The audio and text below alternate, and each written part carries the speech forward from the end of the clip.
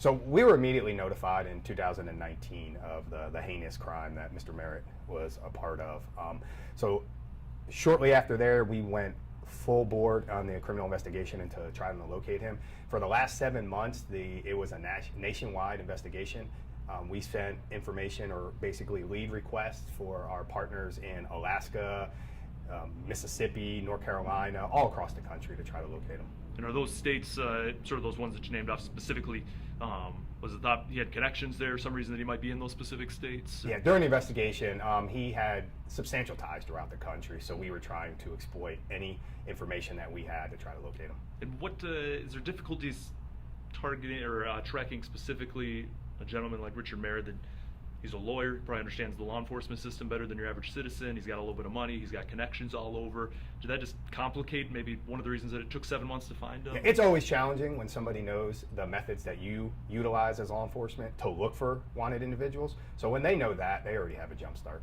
And then walk me through, as you're describing off camera, so the events leading to the actual arrest, suspicion that he might be in the Nashville area, sort of how'd that come about? So we really had no information that he was in the Nashville area. We were still trying to identify where he could be. Basically, the case went cold.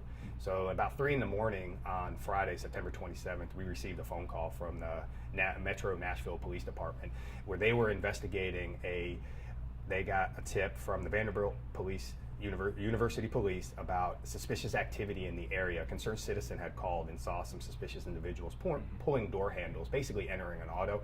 They responded and ran all the vehicle tags that were associated with possible victims, and they uncovered that the vehicle that was in question, the tag didn't belong. Further investigation revealed that that vehicle was the one that Mr. Merritt was last seen driving. And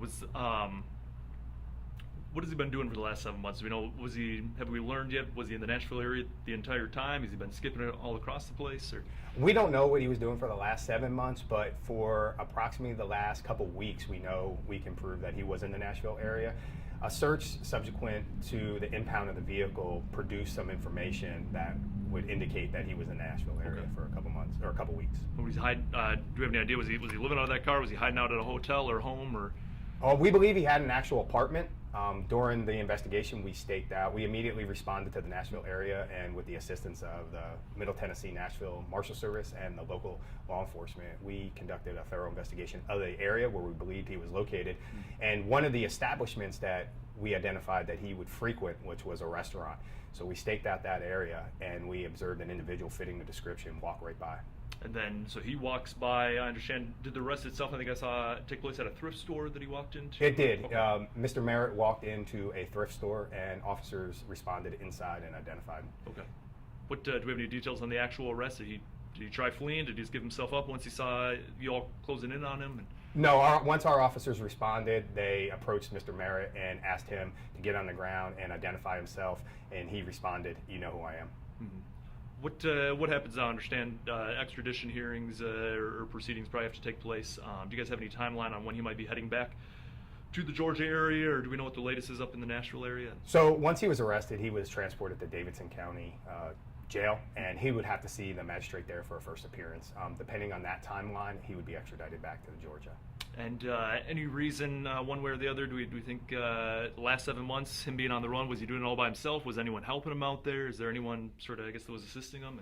At this time, we don't have any information indicating anyone was assisting him. Okay. And understand, sorry, he had the court proceedings here. He was headed to prison, kills his mom, and then he's on the run. Since those crimes happened, is there any reason to believe he committed other crimes along the way? Or? We're not aware of any additional criminal activity by Mr. Merritt. Okay. And I don't know if you guys have an opinion or can have an opinion on this. Is this a case where sort of law enforcement on your end, do you wish you would have been taken into custody when those court proceedings took place 7 months ago? So I'm assuming it took up a lot of resources for you all. It took up a lot of resources, not just from local law enforcement, but he was a violent individual who was out on the run, and the entire safety of the community was in jeopardy.